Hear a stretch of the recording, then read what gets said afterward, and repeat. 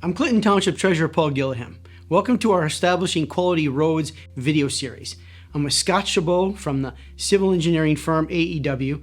Scott, thanks for joining us today to talk about the different types of roads in Clinton Township, the condition of those roads, and who has jurisdiction over them. Well, besides being a township resident, I'm also a civil engineer by trade. I've been doing this work for many years, but I've learned a lot serving on the Establishing Quality Roads Committee that you've put together. We've heard that from a lot of people, many of whom are road experts. When talking about fixing roads, how they get fixed and by whom depends on the type of road. Scott, can you take us through the different kinds of roads? Sure. First, there are the interstate highways, I-94 and I-75. Then we have the state M roads like Groesbeck, Gratiot, and Hall Road. Next are the county primary roads like Harper, Garfield, Hayes, and then the mile roads. Then we have the roads that most of us live on, which are residential or neighborhood streets. Also, there are a lot of private roads, like condo developments. Scott, which roads are under the jurisdiction of Clinton Township? None of them. Here you see I-94 and the state roads in red. Blue marks the primary and the residential streets, all of which are under the jurisdiction of the Macomb County Department of Roads.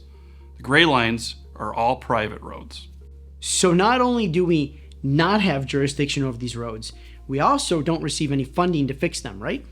Any road work we see throughout the community is a county or MDOT project. The township does not receive funding and is often asked to participate in the cost of these projects. Yes, and those are big checks coming out of our township general fund or directly from our residents. While I have you here, I want to talk about the current condition of the roads in our community. So you're our civil engineer, so tell us about this PASER rating system. PASER stands for Pavement Surface Evaluation and Rating. People like me go through a training program, then drive the roads and apply a rating of what a good, fair, and poor road looks like. That's broken down between primary roads and subdivisions, or what we've been calling residential streets. Here's a look at our primary roads in the township as of 2021. We have 104 miles total, and 42 of those miles are rated poor to failed. Here's a look at the residential streets and what's occurred over a 10-year time span. The red, which represents poor to failed roads, has more than doubled. Scott, thank you for being here to talk with us about the types of roads in our community, what those conditions are, and who's responsible for fixing them. Well, my pleasure.